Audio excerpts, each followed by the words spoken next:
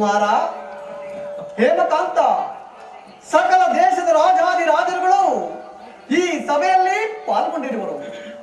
ಅವರ ಮನಸ್ಸಿಗೆ ಅಸಂತೋಷ ಉಂಟಾಗದಂತೆ ಕುಮಾರಿ ಹೇಮಾವತಿಯನ್ನು ಶೃಂಗರಿಸಿ ಕರೆದುಕೊಂಡು ಬಾ. ಮಾಲಾ ಸಮೇತವಾಗಿ ಕರೆದುಕೊಂಡು ಬಾ. ನಿಮ್ಮ ಅಪ್ಪಣೆಯಂತೆ ಆಗಲಿ ಜನಕ. ತಂಗಿಯನ್ನು ನಾನು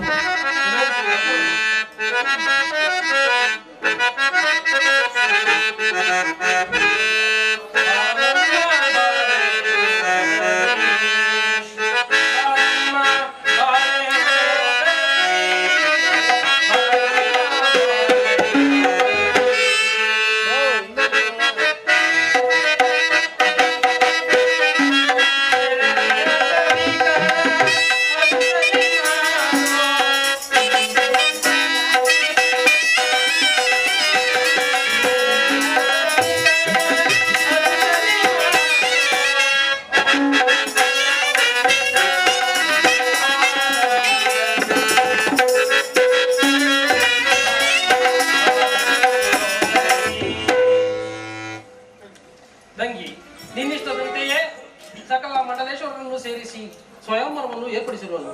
ನಿನಗೆ ನಿನ್ನ ಮನಸ್ಸಿಗೆ ಯಾರು ಒಪ್ಪುವನು ಅವರಿಗೆ ಹಾರವನ್ನು ಧರಿಸು. ಅಗ್ರಜ, ಇಲ್ಲಿ ನೆರೆದಿರುವ ಮಂಡಲೇಶ್ವರನ ನೋಡುತ್ತಿದ್ದರೆ ನನಗೆ ಭಯವಾಗುತ್ತಿದೆ. ಕುಮಾರಿ ಹೇಮಾವತಿ, ಭಯಪಡಬೇಡ. ನಿನ್ನ ಮನಸ್ಸು ಯಾರಿಗೆ ಒಪ್ಪುವುದೋ ಅವರಿಗೆ ಪುಷ್ಪಹಾರವನ್ನು ಧರಿಸು. ಶ್ರೀಹರಿಯ ಕರುಣೆಯಿಂದ ಅವರೊಂದಿಗೆ ನಿನ್ನ ಲಗ್ನವನ್ನು ಮಾಡಬೇಕು. ಹಾಗೆ ಆಗಲಿ ಅಪ್ಪಾಜಿ. ಆದರೆ ಇವರೆಲ್ಲರನ್ನು ನೋಡುತ್ತಿದ್ದರೆ ನನಗೇಕೋ ಮನಸ್ಸಾಯಿತಿಲ್ಲವಲ್ಲ. ನನಗೆ ಲಗ್ನವೇ ಬೇಡವೆಂದು ಅನಿಸುತ್ತಿದೆ. ಕುಮಾರಿ ಹೆದರಬೇಡ, ನಿನ್ನ ಆಸೆಯನ್ನು ಶ್ರೀಹರಿಯು ನೆರವೇರಿಸುವುದು. ಹಾಗೆ ಆಗಲಿ ಅಗ್ರಜ. ಇಲ್ಲಿ ನೆರೆದಿರುವ ರಾಜರ ಬಗ್ಗೆ ಅವರ ಬಗ್ಗೆ ವಿವರವಾಗಿ ತಿಳಿಸುವಂತನಾಗು. ಇಲ್ಲಿ ನೆರೆದಿರುವ ವೀರಾದಿ ವೀರರಲ್ಲಿ ನನ್ನದೊಂದು ವಿನಃ. ನನ್ನ ದೈವ ಬಲವೋ ನನ್ನ ಮಗಳವ ಸುದೈವವೋ ತಾವೆಲ್ಲರೂ ಈ ಸಭೆಯಲ್ಲಿ ಸೇರಿರುವಿರಿ. ಅವಳ ಮನಸ್ಸು ಯಾರಿಗೆ ಒಪ್ಪುವುದೋ ಅವರಿಗೆ ಹಾರವನ್ನು ಧರಿಸುವಳು. ನೀವೆಲ್ಲರೂ ಬೇಸರ ಪಟ್ಟುಕೊಳ್ಳದೆ ಏಕತಾಯಿಯ ಮಕ್ಕಳಂತೆ ವರ್ತಿಸಿ ಹಿಂದಿರುಗಬೇಕಾಗಿ ನನ್ನ ಆಸೆ. ಇಲ್ಲಿ ಸೇರಿರುವ ರಾಜಾದಿರಾಜರು ಏಕತಾಯಿ ಮಕ್ಕಳಂತೆಯೇ ವರ್ತಿಸಬೇಕು.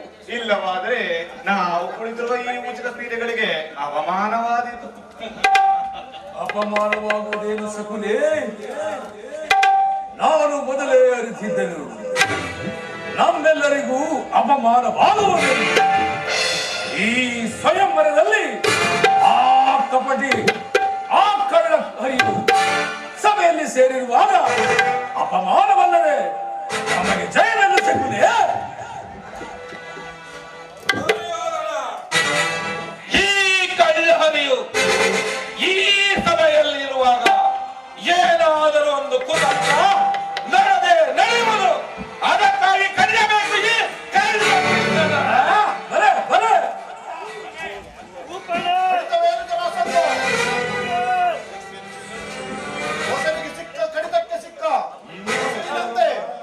ಈ ಕೃಷ್ಣನು ನಮ್ಮ ಕೈಗೆ ಸಿಕ್ಕಿರುವನು. ಈ ಸಭೆಯಿಂದ ಹೋದ ಮೇಲೆ ತಾನೇ ಅವನ ಪೌರುಷ.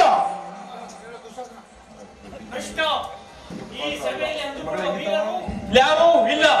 ಸುಮ್ಮನೆ ಬಯಲು ಮಾತನಾಡಿ ನಮ್ಮನ್ನು ಭಯಪಡಿಸಬೇಡ. ನಾವು ಸುಮ್ಮನೆ ಕುಳಿತುಕೋ. ಏನು ಮಾತಿನಲ್ಲಿ ಬಹು ಅಲ್ಲ. ಈ ಭೀಮನು ಕಲಾ ಎಂಬ ಕದರವನ್ನು ಚೆನ್ನಾಗಿ ಬಲ್ಲ. ನಿಮ್ಮನ್ನೆಲ್ಲ ಎಲ್ಲ ನಾಶ ಮಾಡಬಹುದು. ಆದರೆ ಇದು ಸಮರಕ್ಕೆ ಸಮಯವಲ್ಲ. ಎಚ್ಚರ.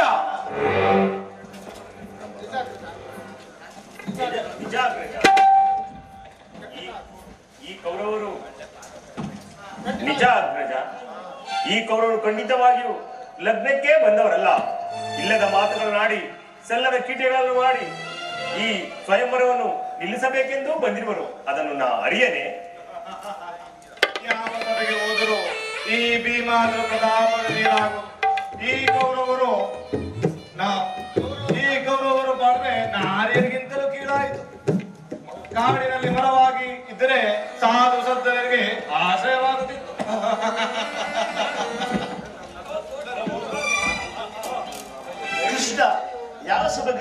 ಮಾಡಿದರು ಪಾಂಡವರ ಪ್ರತಾಪವೇ ಮೇಲಾಗೋದು. ನಿಮ್ಮಗಳ ಮುಂದೆ ಭೀಮ ಅರ್ಜುನನನ್ನು ಸಂಹರಿಸದೆ ಬಿಡುವುದಿಲ್ಲ. ಇವರ ಪರವಾಗಿ ಜರಾಸಂಧ ಶಿಶುಪಾಲರೇ,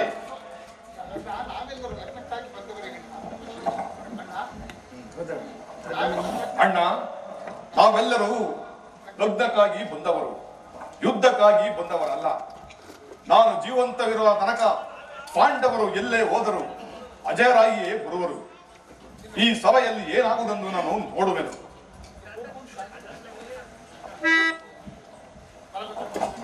ಬಲಭದ್ರದೇವ, ಈ ಕಾರ್ಯದಲ್ಲಿ ಸಂಪೂರ್ಣ ಬೆಂಬಲ ನಮ್ಮ ಮೇಲೆ ಇರಲಿ. ಆ ಕಪಟಿ ಆ ಕೃಷ್ಣರ ಹೊರಡು ಮಾತಿಗೆ ಬೆಳೆದಾಗಬೇಡ. ನಮ್ಮೆಲ್ಲರನ್ನು ಕರೆಸಿ ಅಪಮಾನ ಮಾಡಲೆಂದು ಕಾದಿರುವ ಆ ಕಾಶಿರಾಜನಿಗೆ ಮುಂದೆ ತಾನೇ ಪ್ರಾಯಿಸಿದ್ದ. ಏನೋ ಕೃಷ್ಣ, ಯುದ್ಧಕ್ಕೆ ಸಿದ್ಧನಾಗ. ಜರಾಸಂಧ ಶಿಶುಪಾಲರೇ, ಮನುಷ್ಯನ ಗ್ರಾಚಾರ ಕಾಲವು ಜಗಲೇರಿ ಬಂದಾಗ ಮನುಷ್ಯನ ಮನಸ್ಸು ತಾನಾಗಿಯೇ ತಿಳಿಸುವುದು. ಮತ್ತೆ ನಿಮ್ಮನ್ನು ಕ್ಷಮಿಸಿದ್ದೇನೆ. ನಿಮ್ಮ ಮನಸ್ಸು ಹೋದಂತೆ ಆತ್ಮವನ್ನು ಬಿಡಬೇಡಿ. ಮತ್ತೆ ನಿಮ್ಮನ್ನು ಕ್ಷಮಿಸಿದ್ದೇನೆ.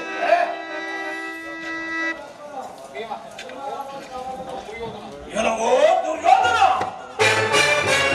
ಈ ಸಭೆಯಲ್ಲಿ ಆನೆ ಮೇಲೆಂದು ಹೊಗಳಬೇಡ. ಈ ಹೇಮಾವತಿಯ ಸ್ವಯಂವರವನ್ನು ಮುಗಿಯಲಿ. ನಿಮ್ಮ ರಕ್ತವನ್ನು ಭೂತ ಪ್ರೇತಗಳಿಗೆ ತರ್ಪಣವಾಗಿ ಅರ್ಪಿಸುವೆನು. ಏನೋ ಭೀಮ, ಬಲೆ ವಿಡಮಿಯ ಪಟ್ಟ ನುಡಿಯಬೇಡ, ಸಾಟಿ ನುಡಿಗಳನ್ನು ನುಡಿಯಬೇಡ. ಶಕ್ತಿ ಇದ್ದರೆ ಇಲ್ಲೇ ಯುದ್ಧ ಪ್ರಾರಂಭಿಸು. ಆಗ ಗೊತ್ತಾಗುವುದು ಪೌರುಷರ ಪರಾಕ್ರಮ.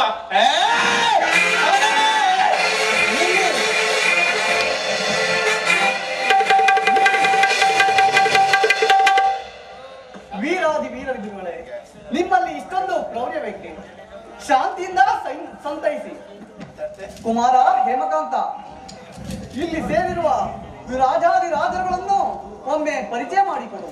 ಮನ ಒಪ್ಪಿದವರಿಗೆ ಹಾರವನ್ನು ಧರಿಸಲಿ. ತಂಗಿ, ಭಯಪಟ್ಟುಕೊಳ್ಳಬೇಡ. ಈ ಸಭೆಯಲ್ಲಿ ಆಸೀನರಿರುವವರನ್ನು ನಾನು ಪರಿಚಯಿಸಿಕೊಡುತ್ತೇನೆ. ಹಾಗೆ ಆಗಲಿ ಅಗ್ರಜ. ಈ ಪಾರ್ಶ್ವದಲ್ಲಿ ಕುಳಿತಿರುವವರೇ ಹಸ್ತಿನಾಪುರದ ದುರ್ಯೋಧನ, ದುಶ್ಯಾಸನ. ಅವರ ಪಕ್ಕದಲ್ಲಿ ಕುಳಿತಿರ್ತಕ್ಕಂಥ ಕಳಿಂಗಾಧಿಪತಿ ಶಕುನಿಯವರು. ಈ ಉಗ್ರ ಕೋಪದಲ್ಲಿ ಕುಳಿತಿರ್ತಕ್ಕಂಥವರೇ ಜರಾಸಂಧ ಶಿಶುಪಾಲರು.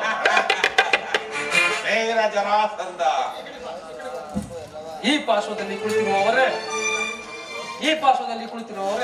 ಕೃಷ್ಣ ಪರಮಾತ್ಮ ಬಲರಾಮರು. ಅವರ ಪಕ್ಕದಲ್ಲಿ ಕುಳಿತಿರುವವರೇ ಹಸ್ತಿನಾಪುರದ ಭೀಮಾರ್ಜುನರು. ಇವರಲ್ಲಿ ಯಾರು ನಿನ್ನ ಮನಸ್ಸಿಗೆ ತೋಚುವವರು ಅವರಿಗೆ ಹಾರವನ್ನು ಧರಿಸು. ಹಾಗೆ ಆಗಲಿ ಅಗ್ರಜ. ಆದ್ರೆ ಆ ಶ್ರೀಕೃಷ್ಣ ಪರಮಾತ್ಮನ ಪಾಂಡವರ ಆಶೀರ್ವಾದ ಇರೋದ್ರಿಂದ ಅವರಲ್ಲಿ ಕಿರಿಯವರು ಯಾರು, ಹಿರಿಯವರು ಎಂದು ತಿಳಿಸುವಂತ ನಾವು. ಅರ್ಜುನನಿಗಿಂತ ಭೀಮಸೇನರೇ ಹಿರಿಯವರು. ನಿನಗೆ ಅವರ ಇಚ್ಛೆ ಇದ್ದಲ್ಲಿ, ನಿನ್ನ ಮನಸ್ಸಿಗೆ ತೋಚಿದಲ್ಲಿ ಅವರಿಗೆ ಹಾರವನ್ನು ಧರಿಸು. ಹಾಗೆ ಆಗಲಿ ಅಗ್ರಜ.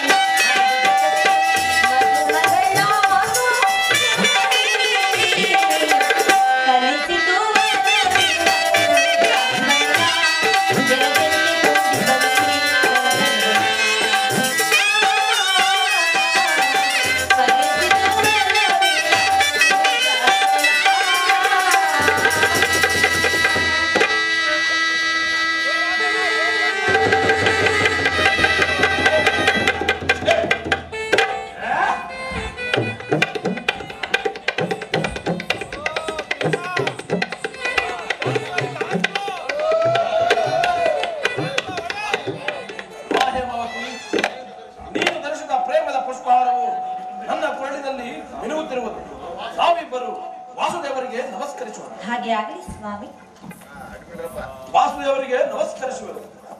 ನವದಂಪತಿಗಳಿಗೆ ಮಂಗಳವಾಗಲಿ. ಕಾಶಿರಾಜ, ಪರಮಾತ್ಮ, ಇನ್ನೇಕೆ ತಡ ಮಾಡುವೆ? ಕರೆದುಕೊಂಡು ನಡೆ, ದಾರ ಮುಹೂರ್ತವನ್ನು ನಡೆಸೋಣ. ನಿನ್ನ ಅಪ್ಪಣೆಯಂತೆ ಆಗಲೇ ಪರಮಾತ್ಮ. ಈಗಾಗಲೇ ದಾರ ಮಂಟಪವು ಶೃಂಗಾರಗೊಂಡಿರುವುದು. ನಡೆಯಿರಿ, ಎಲ್ಲರೂ ಲಗ್ನವನ್ನು ಮಾಡೋಣ.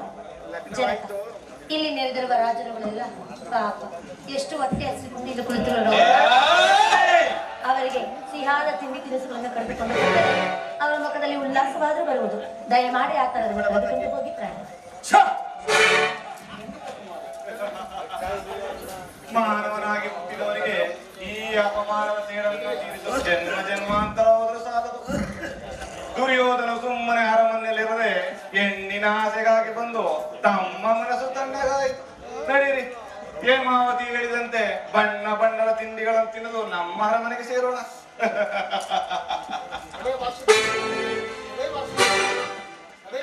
ಎಡೆ ವಾಸುದೇವ, ನಮ್ಮ ಇಲ್ಲೇನು ಕೆಲಸ? ನಿನ್ನ ಅನುಗ್ರಹದಿಂದ ನಮಗೆ ಜಯವೇ ಲಭಿಸಿತು. ಕೃಷ್ಣ, ಎಲ್ಲಿಗೆ ಹೋಗುತ್ತಿರುವೆ? ಮಾನವಿಲ್ಲದಂತೆ ಮಕ್ಕಳಂತರ ಮಾಡಿ ಭೀಮ ಹೇಮತೆಯ ಕಲ್ಯಾಣಕ್ಕೆ ಹೋಗುತ್ತಿರುವಲ್ಲ, ಅದರ ಪರಿಣಾಮ ಮುಂದೆ ಏನಾಗುವುದೆಂದು ತಿಳಿದಿಲ್ಲವೇ ನೀನು? ಅಣ್ಣ, ನಿನಗೇಕೆ ನನ್ನ ಮೇಲೆ ಇಷ್ಟೊಂದು ಕೋಪ? ವಿಧಿಯ ತಂತ್ರವನ್ನು ಯಾರು ಮೀರಿಸಲಾರರು. ನಾನಿಂದ ಸುಮ್ಮನೆ ನಿನ್ನ ಜೊತೆ ಮಾತಾಡಿ ಏನು ಪ್ರಯೋಜನ ಇಲ್ಲ. ನಾನು ಹೋಗಿ ಬರುವಂತೆ. ನಿಮ್ಮ ಎಲ್ಲರಿಗೂ ಸಮಾಧಾನ ಮಾತು.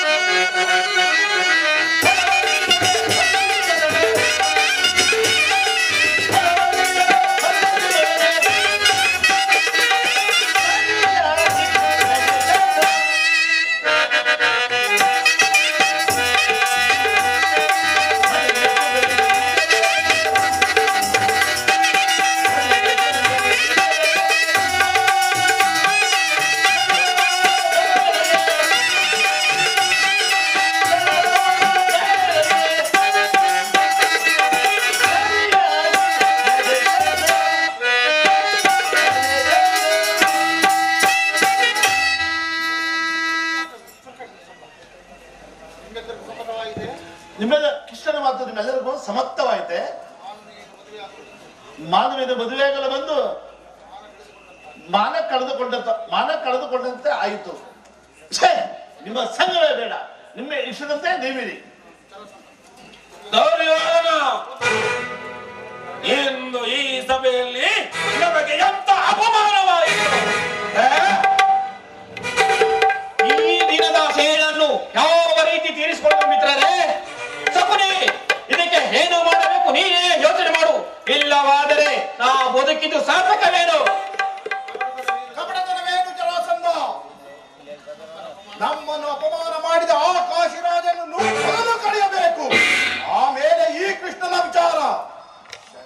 ಸಖುನೆ, ಇದಕ್ಕೆ ಯಾವುದಾದ್ರೂ ಒಂದು ತಂತ್ರವನ್ನು ಮಾಡಲೇಬೇಕು. ಇಲ್ಲವಾದರೆ ಆ ಭೀಮನ ಮನತಾಪವು ಆಕಾಶಕ್ಕೇರಿದ ಗರುಡನಂತೆ ಹಾರಾಡುವುದು. ಅವನ ಮನವನ್ನು ಮುರಿದು ತಡೆಗಳಿಸಲೇಬೇಕು. ಆಲೋಚಿಸುವುದೇನು ಕುರುರಾಜ? ಕೈಯನ್ನಿಡಿದು ಸೆಳೆದರೆ ಮೈಸಂಗಡ ಬರುವ ನೆರಳಿನಂತೆ ಈ ರಾತ್ರಿ ಹೋಗಿ ಆ ಹೇಮಾವತಿಯನ್ನು ಕದ್ದು ತಂದರೆ ಆ ಭೀಮನು ಹೇಮಾವತಿಯನ್ನು ಬಿಡಿಸಲು ಬಂದೇ ಬರುವನು. ಆಗ ಭೀಮನನ್ನು ಕೊಂದು ನಿಮ್ಮಾಟವನ್ನು ಸಾರ್ಥಕಪಡಿಸಿಕೊಳ್ಳಬಹುದು. ಸರಿಯಾದ ಸಲಹೆ ಸಕುನೆ. ಈ ತಂತ್ರ ಮಾಡಿದರೆ ಪಾಂಡವರ ಅರ್ಧ ಬಲವೇ ಕುಂದಂತಾಗುತ್ತದೆ. ಆ ಹೇಮಾವತಿಯ ಅಪಮಾನಗೊಳಿಸಿ ಆ ಭೀಮನ ಮದವನ್ನು ಧರೆಗಳಿಸಲೇಬಹುದು. ಹೇಮಾವತಿಯನ್ನು ಸೆಳೆದುಕೊಂಡು ಬರಲು ಈ ಸಭೆಯಲ್ಲಿ ಯಾರು ಹೋಗಬೇಕು? ಇದನ್ನು ತಿಳಿಸಿ. ಆ ಹೇಮಾವತಿಯನ್ನು ಅಪಹರಿಸಿ ತಂದು ನಿನಗೆ ಲಗ್ನ ಮಾಡಿ ತೀರುವೆನು. ಧೈರ್ಯವಾಗಿರು ದುರ್ಯೋಧನ. ಭಲೆ, ಭಲೆ. ಕರೆ ತಂದು ನಿನ್ನ ದೇವಿಗೆ ಮರುವಿವ ಮಾಡಿ ಕಣ್ಣರೆ ಕಾಣುವ ತನಕ ನಮಗೆಲ್ಲಿದೆ ಶಾಂತಿ. ನಡೆ ಜರಾಸಂಧ.